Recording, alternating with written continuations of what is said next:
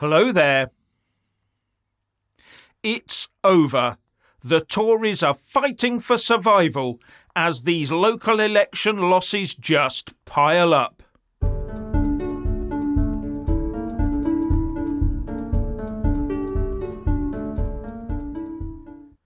The numbers are coming in, and apart from the odd spark, the Tories are taking a pummelling in these elections.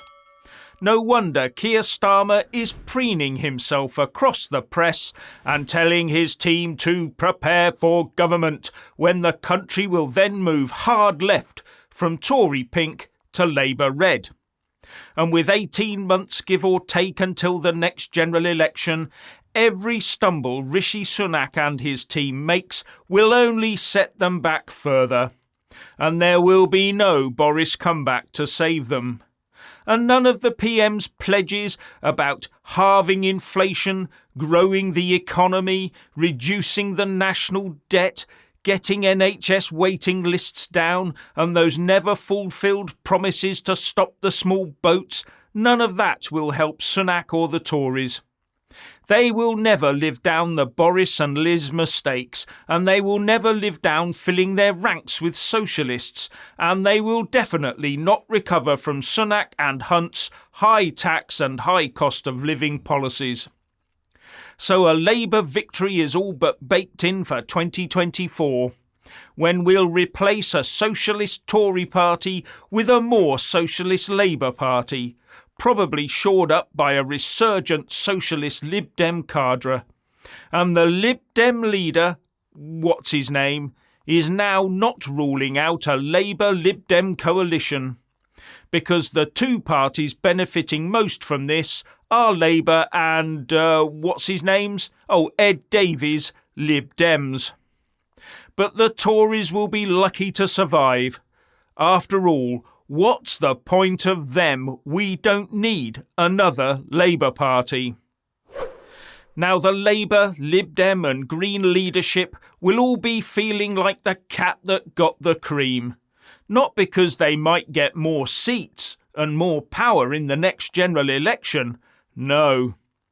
Because they will get more seats, allowing them to hand over UK sovereign power to the likes of the European Union and international bodies like the Council of Europe that runs the ECHR, the UN and its WHO. It also gives them the opportunity to ensure that they work hard to make Brexit a complete failure.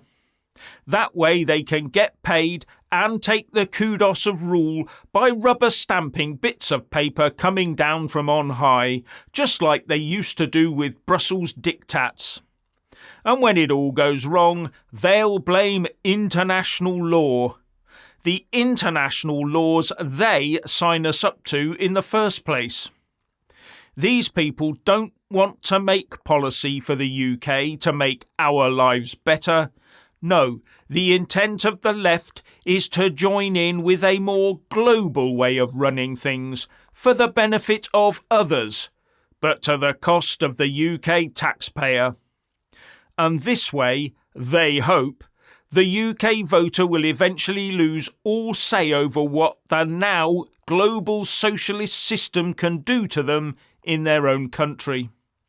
And will the cost of a Labour-Lib Dem coalition be to rejoin the single market or even have another EU referendum? Now, Rishi Sunak is right about one thing on these local elections. The UK voters in general aren't enamoured of Labour's policies or of Keir Starmer. Probably hence the words of the polling guru Sir John Curtis saying that Labour will be the biggest party after a general election, but without an actual majority. But what Sunak must understand is that the voters are telling him they may not like Labour's policies, but they definitely don't want the sleaze-ridden Tories.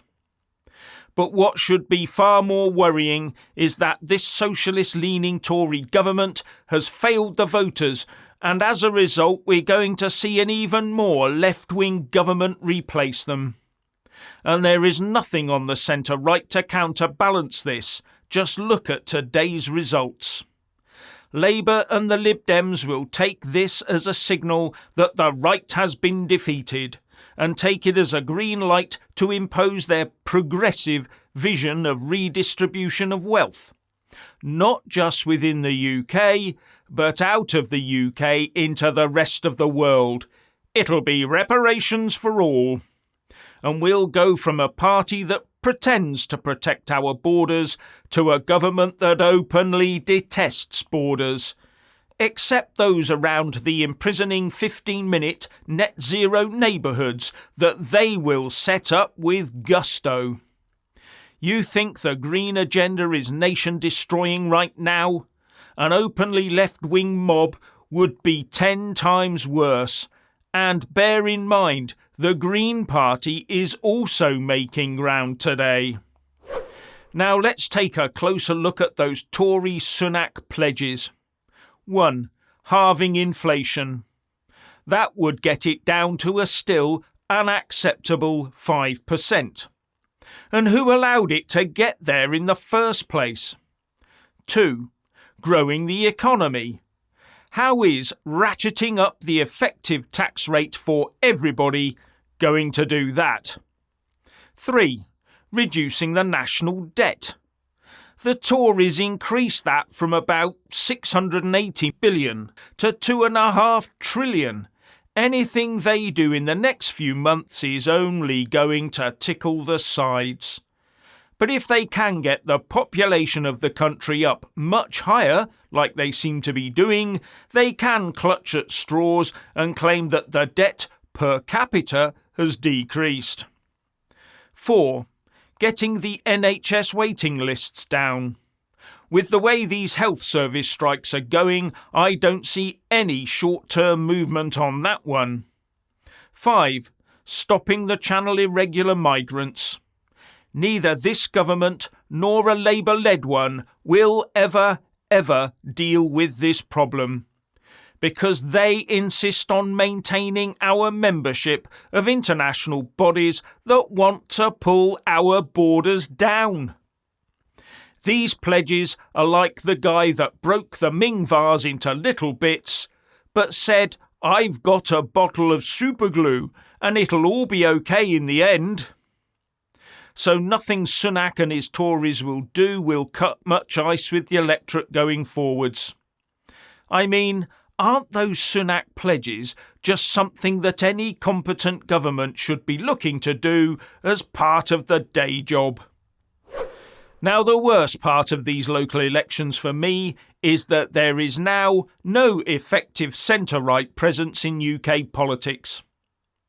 All we have is a left-sliding Tory party and a number of small parties failing to make any real impact on the voter.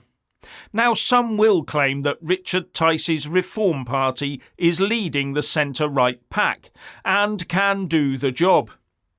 But can they? It will be interesting to see how many councillors they pick up today. And sadly, according to the latest reports, Reform UK has so far flopped, with 0 wins out of 500 candidates, and that does not bode well for a first-past-the-post general election. So don't get your hopes up there. Now many will say it's time to get Nigel Farage back into the game. Currently he's president for life or something like that of Reform UK, formerly the Brexit Party. But would a comeback mean Farage replacing Tice as Reform UK's leader?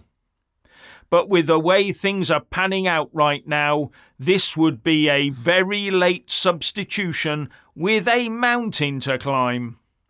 I don't like saying it, but that's how I see it.